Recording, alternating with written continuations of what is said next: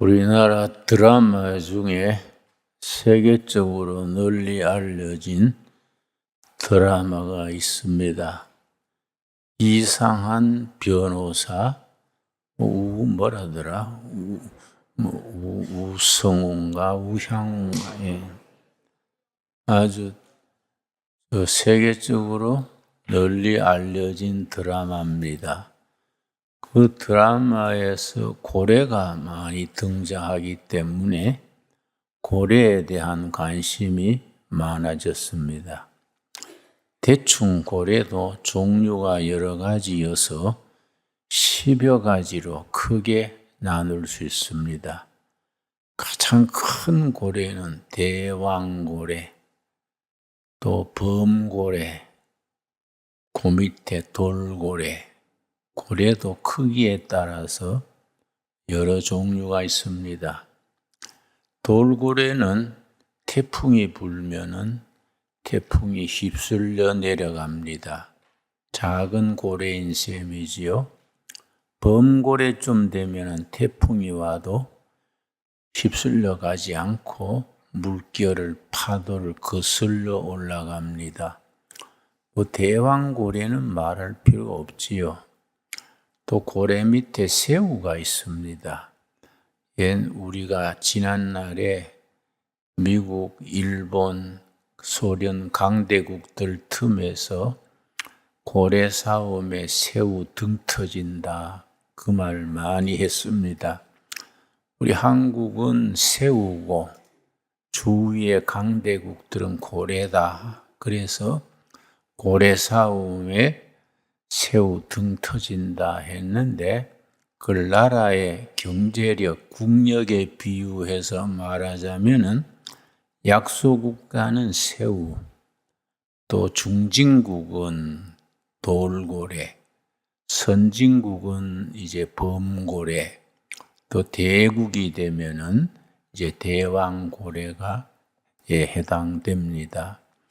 우리가 새우 시절이 있었습니다. 옛날 우리 약소국일 때에 가난하기로 해방 직후는 전 세계 가난한 나라들 중에 꼴찌에서 두 번째랬습니다. 아프리카의 뭔 콩고인가 무슨 나라가 꼴찌고, 그 다음에 사우스 코리아, 대한민국을 잡았습니다. 그리고 5.16 군사혁명이 일어나던 1961년 그때만 해도 우리나라 국민소득이 80달러가 못 됐습니다. 그때 북한은 240달러. 그러니까 우리 그때는 북한이 우리보다 3배 더 잘 살았습니다. 우리는 80달러, 북한은 240달러니까 3분의 1 수준밖에 안 됐지요. 그때 필리핀은 800달러랬습니다. 필리핀이 우리를 원조했었습니다. 서울에 가면은 장충체육관이 있는데, 필리핀이 한국의 원조 물자로 지어준 체육관이 장충체육관입니다. 근데 지금은 우리가 돌고래를 지나서 범고래가 됐지요.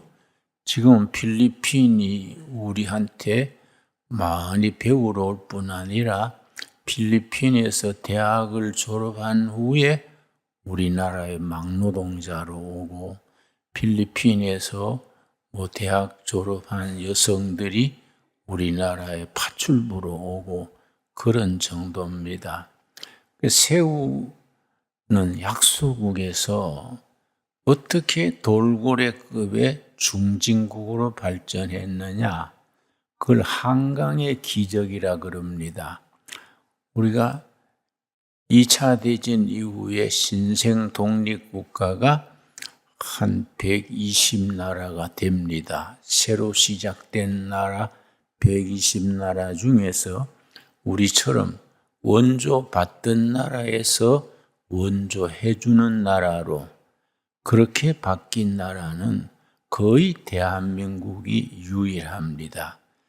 어때서 새우로 비유되던 약소국 대한민국이 국민소득 80불이 안 되는 대한민국이 이렇게 중진국으로 돌고래 수준으로 발전했느냐? 그걸 한강의 기적이라 그럽니다. 그러나 한강의 기적을 지나서 지금은 돌고래는 태풍이 불면 물결에 휩쓸려 떠내려갑니다. 그런데 그 위에 범고래가 되면 태풍이 와도 파도를 거슬러 올라가지 태풍의 영향을 별로 받지 않습니다. 그런데 우리가 중진국까지 왔을 때를 한강의 기적이라 그러는데 우리도 미처 느끼지 못하는 사이에 선진국으로 범고래 수준으로 올라왔습니다. 그래서 우리가 어떻게 중진국에서 돌고래에서 범고래 선진국으로 우리가 발돋움할 수 있었느냐? 지금 우리가 국민소득 3만 5천 불에 세계 국력이 지금 6등으로 자리매김되고 일본은 우리보다 2단계 아래인 8등으로 우리 밑에 프랑스, 그 밑에 일본, 이태리는 저 밑으로 내려갔지요. 그 비결이 뭐이냐? 우리 경제가 그렇게 시끄럽고 나라가 엎치락 뒤치락 하는 중에서도 새우 수준에서 범고래 수준으로 올라올 수 있었던 비결을 3가지로 얘기합니다. 첫째는 우리가 세계화를 이루었다. 세계화. 내가 미국에 잠시 유학 갔었는데 프린스턴 대학에 잠시 한 학기 동안 머문 적이 있습니다. 내 유학 생활하면서 보니까 일본이 우리보다 인구가 2배 이상 많지요. 일본 인구는 1억 2,600만, 우리는 5천만인데 유학생은 우리가 10배가 더 많아요. 우리는 세계로 유럽으로 미국으로 필리핀까지 유학을 뻗어나가서 세계로 진출해서 세계화를 이루었습니다. 두 번째는 뭐이냐? 우리는 디지털 혁명, 디지털을 이루었습니다. 지금 일본은 우리보다 전자산업도 우리가 소니한테 배우고 마티스타한테 배우고 반도체도 일본에서 배웠지요. 그런데 지금 우리가 일본을 훨씬 앞질렀지 않습니까? 그러니까 삼성 같은 데서는 일본의 전체 전자회사 20여 회사를 다 합친 이익금보다가 삼성 단독 이익금이 훨씬 더 2배나 많습니다. 우리가 어떻게 그렇게 성공할 수 있었느냐? 일본은 우리한테 가르쳤는데 우리가 그렇게 앞질릴 수 있었느냐? 우리 국민들이 가지는 이 적응력, 순발력, 그런 도전정신이라고 얘기합니다. 그래서 우리가 디지털 혁명, 그래서 우리가 일본은 아직 아날로그입니다. 그냥 노트에 적는, 우리는 완전히 디지털로 됐지요. 내가 해외에 나가려고 비행장에 나갔는데 마침 주민등록증을 안 가져가서 내가 접수부에 가서 신분증을 안 가져왔는데 어떡할까요? 그랬더니 모르세요. 동사무소에 연락하면은 팩스로 보내줍니다. 그래서 내가 그 인터넷에 해가지고 주민등록증 입력하고 했더니 5분도 안 돼가지고 딱 그게 주민등록표가 오더라고요. 이야, 대단한 나라에 사는구나. 이거 완전히 디지털. 그런 게 자꾸 색이 나오니까 빨리 죽기 싫은 거예요. 또 뭐이 나올까? 그거 보고 죽어야지. 못 보고 죽으면은 죽은 귀신 또 서럽다 그러잖아요. 그러니까 이 디지털 혁명. 이 세계가 그래서 유럽이나 다른 선진국들이 우리나라의 디지털 행정을 그걸 견학하러 옵니다. 외국 공무원들이 우리나라에 와서 그걸 배워서 갑니다. 그 얼마나 참 감사한 일입니까? 세 번째는 우리가 중진국에서 선진국으로 올라섰느냐? 돌고래에서 범고래로 우리가 발전시킬 수 있던 비결이 뭐이냐? 첫째는 뭐라 그랬습니까? 세계화. 둘째는 이제 디지털화. 세 번째는 과학 기술에 대한 투자. 이런 거에 우리로 하여금 선진국으로 우리도 미처 잘 모르는 사이에 발전할 수 있었던 거지요. 과학 기술 투자 그걸 연구 개발비가 과학 기술에 대한 연구 개발비가 R&D라고 합니다. R&D. R은 리서치, D는 디벨롭먼트. 연구 개발에 대한 국민적인 국가적인 투자를 R&D 투자라 그러는데 우리가 어느 정도냐면은 전 세계에서 인구 숫자로 나누면은 전 세계 우리가 R&D가 첫째입니다. 두 번째는 이스라엘입니다. 세 번째가 이제 독일이고 네 번째가 미국이고 다섯 번째가 이제 일본이고 이렇게 나갑니다. 우리가 참 자랑스러운 거지요. 우리가 이렇게 이루어 나간 선두의 해외 한국을 연구하는 학자들이 한국의 개신교, 프로테스탄트 처치가 정신적인, 도덕적인, 영적인 역할을 크게 했다. 그래서 미국께서는 한국 선교는 세계 선교 사상 가장 성공적인 선교다. 그래서 한국 교회는 아시아에서 처음 성공한 교회로 인정을 받고 있습니다. 한국이 그렇게 아시아에서 처음 성공한 국가가 됐다는 것은 다른 표현을 하면은 앞으로 미래 아시아에 크게 쓰임받는 민족적인 교회적인 비전을 우리가 가지는 거이지요. 지난주에 우리 아시아 판도 중에 중국이 시진핑 체제가 지난번에 20차 전당대회를 해가지고 이 시진핑이 이제 제3기로 이제 집권하게 됐습니다. 그게 한국에는 굉장히 좋은 일이라는 거지요. 미국의 뉴욕타임즈라는 신문이 있습니다. NYT라 그래요. 뉴욕타임즈에 뭐라고 사설에 나기를 땡큐 시진핑 이런 특별 사설이 났습니다. 왜냐? 중국이 까딱해서 잘못했으면은 중국의 국력이 미국을 앞질 수 있었는데 다행히 시진핑이 오래 집권하는 통에 중국이 미국 따라오기는 불가능해졌다. 왜냐? 옛날 공산주의 향수로 돌아가서 경제 시스템이 선진국형으로 가는 데는 이제 기회가 지나갔다는 거이지요. 그러면 중국은 앞으로 어떻게 되느냐? 시진핑 독재가 강화될수록 반발이 심해져 가지고 그런 걸 원심력이 작용한다 그럽니다. 중심은 약해지고 공산당 독재가 심해지면은 여러 분리하고 저항하는 세력이 많아져서 원심력이 강해져서 언젠가 중국은 저 티베트 또 위구르 여러 나라로 분열돼 가지고 중국은 약해질 것이다.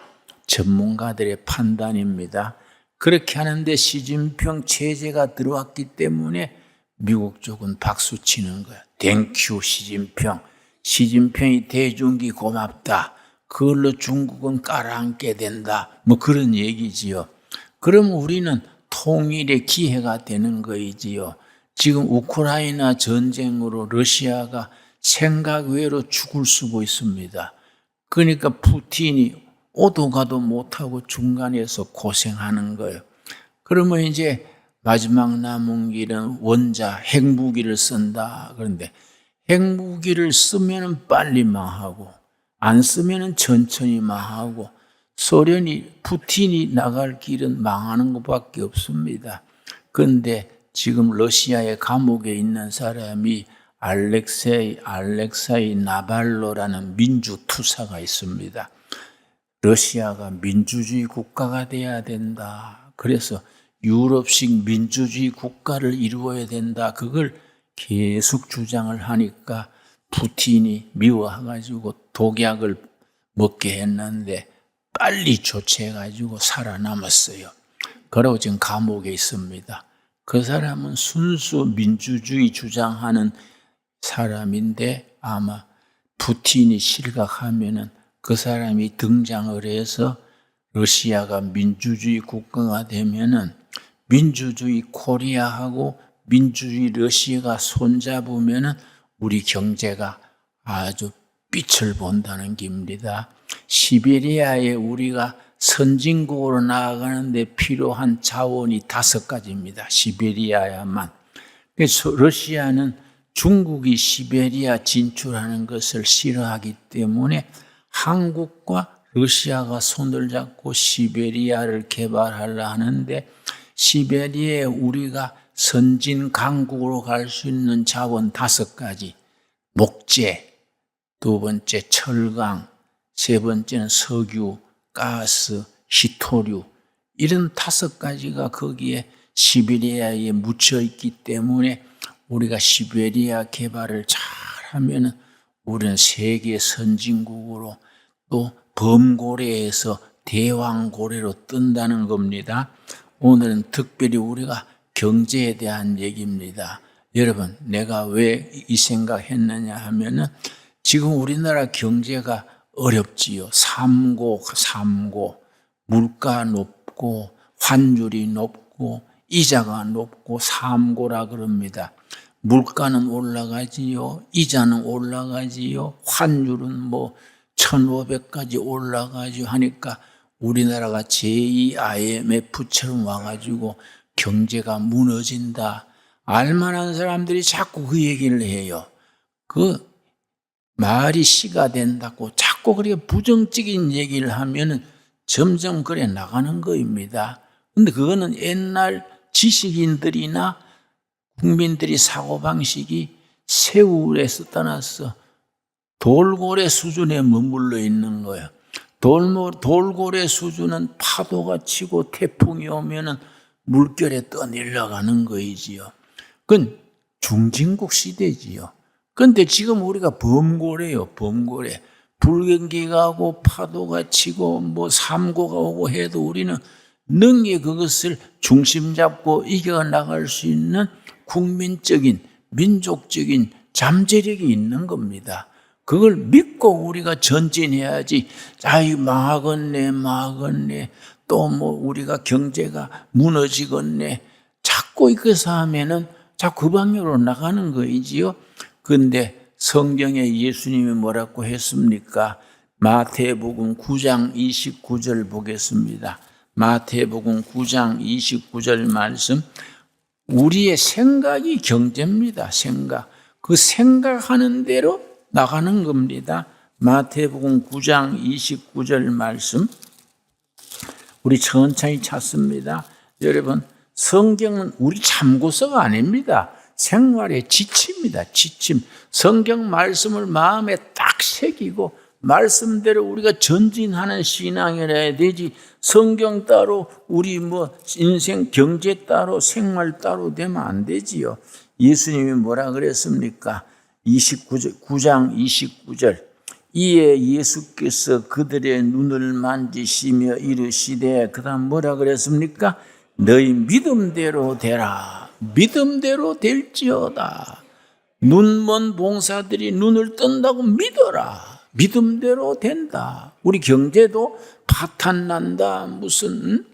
우리가 무너진다. IMF가 다시 온다. 자꾸 그런 생각하지 말고 능히 극복해 갈 수 있다. 믿습니다. 믿음대로 된다는 겁니다. 그래서 우리가 옛날 자꾸 돌고래 수준으로 불경기에 고금리에 고환율에 떠내려간다 자꾸 그렇게 방정 떨기 아니고 이런 건 능히 국민이 단합을 해가지고 앞장서서 나가서 이길 수 있습니다. 이 고비 지나고 나면 우리가 선진국으로 대왕고래로 나갈 수 있습니다. 그렇게 믿어야 안 되겠습니까? 믿음대로 될지어다. 그래서 그 서울대학 경제학 교수 중에 요새는 은퇴했겠습니다마는 송병락 교수라고 경제학 교수가 쓴 책 중에 마음의 경제학. 경제는 심리, 마음 심자. 경제란 건 마음이다, 마음. 마음에 믿고 나가면 되는 거이고, 못 믿고 자꾸 망한다 그러면 침체에 빠진다는 겁니다. 그래서 일본을 연구하는 사람들이 일본을 안타까이 하면서 우리 이웃 나라가 잘 되는 게 좋지 않습니까? 일본도 잘 되고 중국도 잘 되고 한국도 잘 돼야 다 잘 되는 게 좋지요. 그런데 일본이 왜 침체했느냐? 일본 국민들의 정신 심리 상태가 일본은 안 되겠어. 일본은 이제 희망 없어. 자꾸 그런 생각이 완전히 국민적인 자신감을 잃어버렸다는 거예요. 그렇게 되면 자꾸 가라앉게 마련입니다. 한국 사람들은 굉장히 낙관적이요. 어떨 때는 터무니없이 아무것도 없으면서 소리는 큰 소리 치고 희망 있다. 희망 옆에서 보면 희망이 없는데 한국 사람들이 희망이 있다고 힘준다는 거예요. 그런데 그게 성경적이에요. 믿음대로 될지어다. 마음에 믿고 나가면 하나님께서 밀어주실 거 아닙니까? 낙심해가지고 안 된다 하는데 하나님이 밀어줄 수가 없는 겁니다. 그래서 예수님이 눈먼 봉사들한테 믿음대로 될지어다. 마태복음에 특별히 9장 26절도 마찬가지입니다. 마태복음 9장 26절 우리 한번 찾아보겠습니다. 천천히 찾습니다. 마태복음 9장 26절. 우리가 성경이 우리 말씀의 양식이 되고 힘이 되고 능력으로 우리를 이끌어줘야지 성경은 따로 우리 인생은 따로 국밥처럼 놀면은 뭐이 될 게 있습니까? 우리가 마태복음 9장 26절 찾았습니까? 마태복음 9장 예수님께서 말씀하시기를 믿음이 적은 자들아 어찌하여 두려워하느냐 그랬습니다. 믿음이 적은 자들을 예수님이 말씀하시고 9장 22절입니다. 22절 말씀 혈루증 걸린 여자인이 예수님의 옷자락만 손대도 낫겠는데 그런 생각할 때 예수님께서 말씀하셨습니다.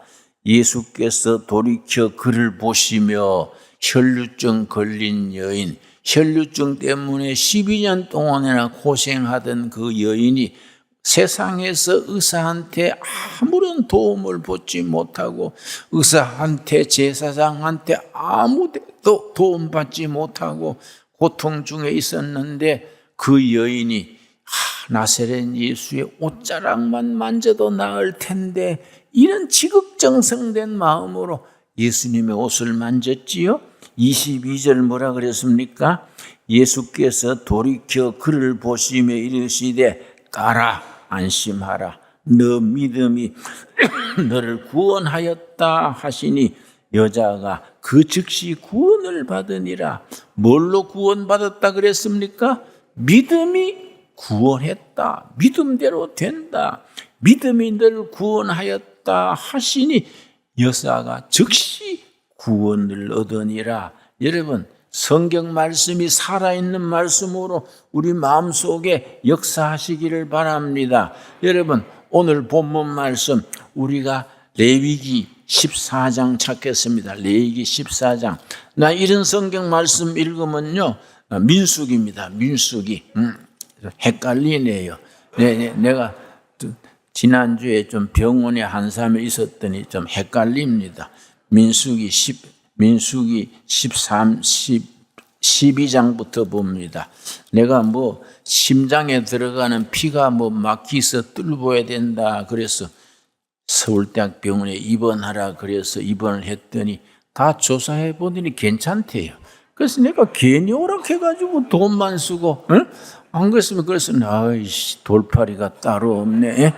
실컷 사진 찍고 뭐 뚫어가지고 뭐 무엇이 뚫어가 뭐 피 속에 휘저어 놓고 괜찮습니다. 그냥 가세요. 그러니까 이제 열받았어요. 무슨 자 그건 그거고요. 자 민수기 12장 16절 말씀. 이스라엘 백성들이 광야를 행진하다가 저 바란 광야에 도달했습니다. 이 바란 광야가 아주 지금 심각한 곳입니다.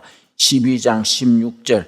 그 후에 백성이 핫세롯을 떠나 바란 광야에 진을 치니라. 바란 광야, 거기 여러분 볼펜이 있으면 줄을 칩시다. 굉장히 중요합니다. 여러분 전부 날 보십시오. 바란 광야가 어디쯤인지 내가 설명하겠습니다. 이 강대상이 있는데 강대상 이쪽은 에집트입니다. 에집트. 강대상 저쪽은 이 가나안 땅입니다. 그런데 이 광야 이게 400km, 400km. 그런데 에집트에서 광야로 나오는데 바다가 하나 있습니다. 홍해바다. 붉을 홍자입니다. 그 영어로 레드, 뿔다가 레드 아닙니까? 레드시. 홍해를 건너가지고 또 광야 400km 지나가지고 가나안 땅 들어가는데 강이 하나 있습니다. 그게 무슨 강입니까? 조르단 리버, 요단강이지요. 거기서 이제 민수기 40년이 이루어지는데 바란 광야가 어디쯤이냐? 홍해 건너가지고 걷고 걸어서 하루길만 더 가면 되는 자리, 요 자리가 여기 바란 광야입니다. 하루만 더 가면 가나안 땅이에요. 다 온 겁니다. 다. 하루만 더 가면 되는데 거기서 이거 완전히 망친 겁니다. 이 사고방식, 생각이 삐뚤어져 가지고 하루 남겨놓고는 되돌아서 가지고 40년을 헤맨 겁니다. 그게 이제 바란 광야 사건입니다. 그런데 우리나라가 지금 바란 광야에 있습니다. 우리가 선진한국, 통일한국 시대에 하루길 남은 거예요. 바란 광야에 와 있는 겁니다. 이때 뭐이 중요하냐? 국민 정신, 신앙인들의 확신, 지도자들의 그런 용기, 이게 딱 필요한 게 바란 광야지요. 13장 1절입니다. 13장 1절 말씀. 성경은 옛날에 쓰여진 말씀이지만은 지금 우리 성편에서 읽는 겁니다. 13장 1절. 여호와께서 모세에게 말씀하여 이르시되 사람을 보내어 내가 이스라엘 자손에게 주는 가나안 땅을 정탐하게 하되 그들의 조상의 가문 각 지파 중에서 지간된 자 한 사람씩 보내라. 12지파에서 한 지파에 한 명, 제일 날쌘 사람. 그럼 몇 명이 뽑힙니까? 12명이죠, 12명. 12명이 딱 조를 짜가지고 들어갈 가나안 땅에 정탐꾼을 보내는 겁니다. 그랬는데 그 중에 보면은, 자, 6절 말씀. 유다 지파에서는 여분네 아들 갈렙이요. 유다 지파에서 누가 뽑혔습니까? 갈렙이지요. 8절. 에브라임 지파는 요셉 지파를 에브라임 지파라 그럽니다. 요셉의 아들이니까요. 에브라임 지파에서는 눈의 아들 누구지요? 호세아. 호세아란 말은 여호수아, 호세아, 예수 같은 단어를 놓고 발음이 다릅니다. 왜냐하면 히브리어에는 모음이 없어요. 학교 때 배웠지요? 모음. 아, 이, 우, 에, 오. 모음 5가지 있지 않습니까? 히브리어에는 모음이 없습니다. 자음만 있어요. 그래서 읽는 사람이 자음을 보고 알아서 읽는 거예요. 알아서. 같은 글자 써놓고 호세아, 어떤 사람은 여호수아, 예수 이렇게 읽는 겁니다. 그러니까 호세아는 여호수아를 말하는 거이지요. 그렇게 12명이 뽑혔는데 17절 말씀. 모세가 가나안 땅을 정탐하러 그들을 보내며 이르되 너희는 네겝길로 향하여 산지로 올라가서 그 땅이 어떠한지 정탐하라. 12명을 뽑아가지고 저 상류 쪽으로 올라가지고 모르고 들어가야 하니까 비밀로 정탐해야 되니까 산지로 올라가서 험한 길로 가서 네겝 길로 가서 그 땅이 비옥한지 방비는 어떤지 무기는 어떤지 정탐하고 와라. 며칠 만에 돌아왔느냐? 25절이지요. 13장 25절. 40일 동안 땅을 정탐하기를 마치고 돌아와. 며칠 만에 돌아왔다고요? 40일간 샅샅이 12명이 뒤진 겁니다. 돌아와서 보고를 하는데, 자, 26절.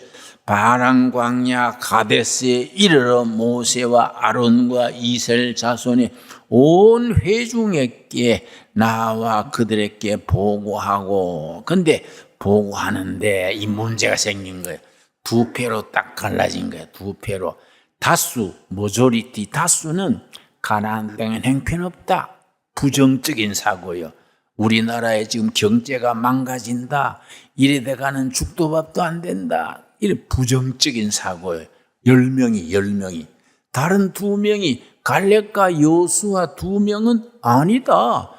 땅에 진격해서 승리한다. 믿음으로 나가자. 하나님이 함께 하시지 않냐. 이 소수, 마이너리티요. 그러니까 민주주의의 약점이 그런 데 있는 거예요. 나쁜 생각을 가지고 민주주의 하면 엉뚱한 길로 나가는 겁니다.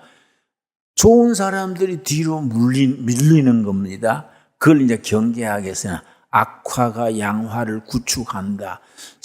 나쁜 생각하는 사람들이 패를 지어가지고 바른 생각하는 사람들을 밀어내는 겁니다. 자, 그런데 그 사람들이 뭐라 그랬느냐? 모인 사람들이 27절 말씀, 27절. 모세께 말해 이르되 당신이 우리를 보낸 땅에 간즉 과연 그 땅에 젖과 꿀이 흐르는데 이것은 그 땅의 과일이니이다. 그러나가 문제예요.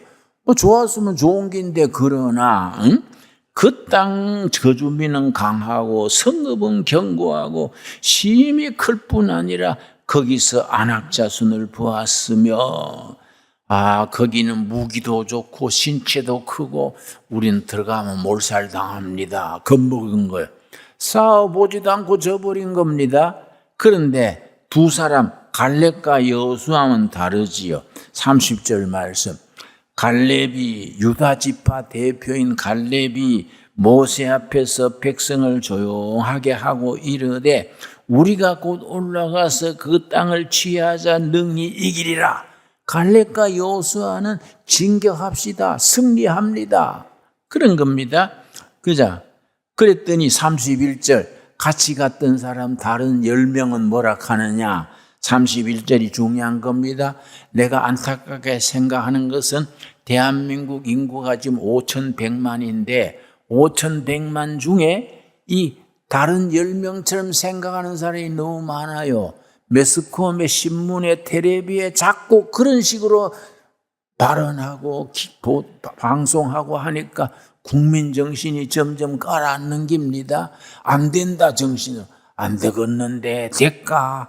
우리 이거 희망 없어. 그래가 희망 있을 테겠습니까? 응? 그 뭐라 합니까? 31절. 그와 함께 올라갔던 사람들은 몇 명입니까? 10명은 뭐라고 생각하느냐? 이르되 우리는 능히 올라가서 그 백성을 치지 못하리라. 그들은 우리보다 강하니라. 그 사람들은 무기도 좋고 방비도 좋고 체격도 좋다. 우린 들어가면 몰살당한다. 그래서 33절. 거기서 네피림 후손의 안악자손의 거인들을 보았나니 우리는 스스로 보기에도 메뚜기 같으니 그들이 보기에도 그와 같았을 것이니이다. 자기들은 뭐 애굽 땅 종살이 벗어나가지고 40년 광야에 헤맸으니까 완전히 버썩 말라가지고 메뚜기 떼요. 나는 그걸 메뚜기 컴플렉스 그래요. 자기는 시시하고 메뚜기 떼고 상대방은 거창한 거인들이다. 그러면 져버리지 않습니까? 상대는 거창하고 우리는 메뚜기 떼입니다. 메뚜기 컴플렉스요. 그럼 벌써 져버린 거이지요. 우리는 들어가면 몰살당합니다. 그랬더니 백성들이 어느 편을 택했겠습니까? 들어가서 승리합니다. 진격합시다. 갈렙과 여호수아 편을 따랐겠습니까? 우리 메뚜기 때려서 들어가면 몰살당합니다. 그 사람들 편 들었겠습니까? 여기 나라의 운명이 갈라지는 거예요. 그때 잘못된 생각 때문에 40년을 방황한 겁니다. 자, 14장 1절이요. 14장 1절.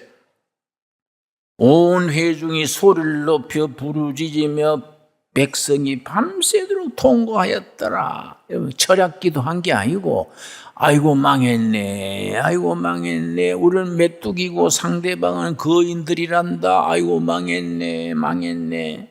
그래서 2절, 이스라엘 자손이 다 모세와 아론을 원망하며 온 회중이 그들에게 이르되 우리가 애굽 땅에서 죽었거나 이 광야에서 죽었으면 좋았을 것을. 그러고서는 어디까지 갔느냐? 애굽으로 돌아가자. 말이 됩니까? 애굽으로 돌아가서 종살이 다시 들어가자. 먹고 사는 거는 걱정 없지 않냐? 완전히 망조가 된 거예요. 망조가 완전히 뒷걸음질 치는 겁니다. 그랬더니 그리고 어디까지 갔느냐? 4절이지요. 14장 4절. 이에 서로 말하되 우리가 한 지휘관을 세우고 애굽으로 돌아가자. 우리가 애굽으로 되돌아가자. 모세는 다 물리치고 세디조들을 뽑아가지고 애굽으로 돌아가자. 모세가 기가 차가지고 까무러쳤어요. 5절이죠. 5절. 모세와 아론이 이스라엘 자손의 온 회중 앞에서 엎드러진지라. 까무러쳤다는 말은 내 말이고, 그것은 막 기절해가 넘어진 거예요. 너무 기가 차니까. 거기까지 와가지고 하루길 더 가면 되는데 애굽으로 돌아가자. 모세가 기절해버린 거예요. 막 쓰러진 거지요. 그랬더니 갈렙과 여호수아 하나님의 사람이 탁 등장하는 겁니다. 하나님의 사람들이 말하느냐? 딱 우리 현실에 딱 맞는 말씀이지요. 자, 6절 말씀. 그 땅을 정탐한 자 중 눈의 아들 여호수아와 여분의 아들 갈렙이 자기들의 옷을 찢고 이스라엘 자손의 온 회중에게 말하여 이르되 우리가 두루다니며 정탐한 땅은 뭡니까? 심히 아름다운 땅이라. 이상하지요? 10명은 사람 죽는 땅이고 2명은 아름다운 땅이요. 어디서 갈라집니까? 40일간 같이 보고 와서 왜 달라집니까? 왜 달라지는 이유가 8절이요. 8절.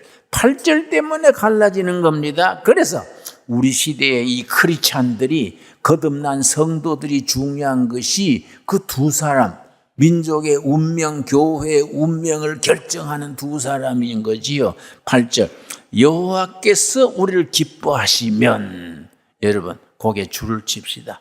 여호와께서 우리를 기뻐하시면 하나님을 통해서 보는 사람들은 승리가 앞에 보이고 희망이 보이고 전진해서 승리가 하는데, 하나님 없이 보는 사람들은 멸망할 땅이야. 하나님 없이 보는 사람은 아무것도 되는 게 없어. 희망이 없어. 뭐 팬데믹, 코로나 팬데믹에 불경기에 뭐 환율은 높고 이자는 높고 뭐 우리는 망했네 이런 사람들이 있는 거예요. 근데 갈렙과 여호수아는 뭐랬습니까? 아니다. 그 땅은 아름다운 땅이다. 왜냐?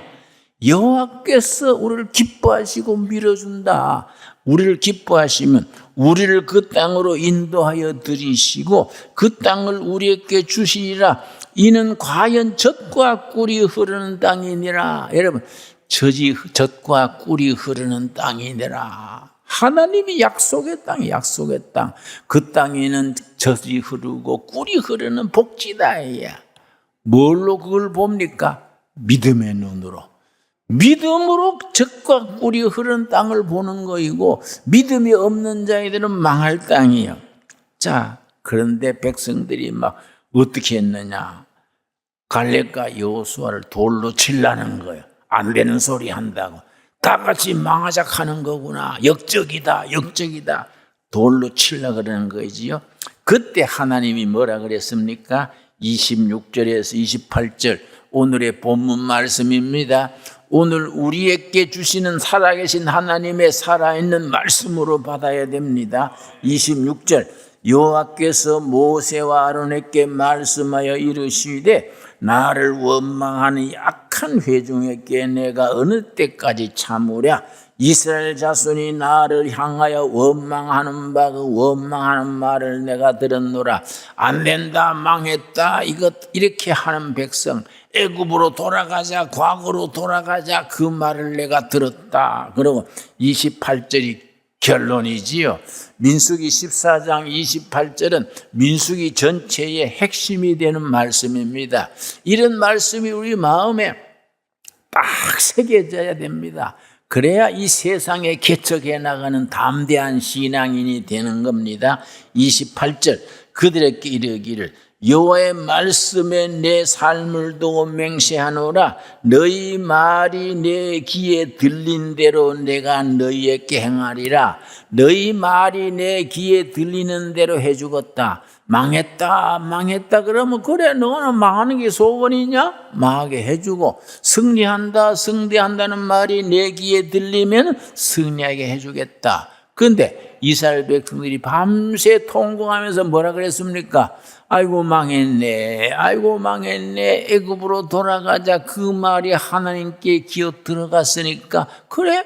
너는 망하는 게 그렇게 소원이냐? 갑자기 망하면 되겠냐? 누에 뽕 먹듯이 천천히 40년이요 40년 40년 동안에 망한다 했던 사람들 그 사막 그 땅에서 다 사라져가고 들어가서 승리한다는 갈렙과 여호수아가 지도자가 돼서 어린 세대 길러가지고 요단강 건너서 가나안 땅에 들어가서 하나님의 역사를 이루는 겁니다.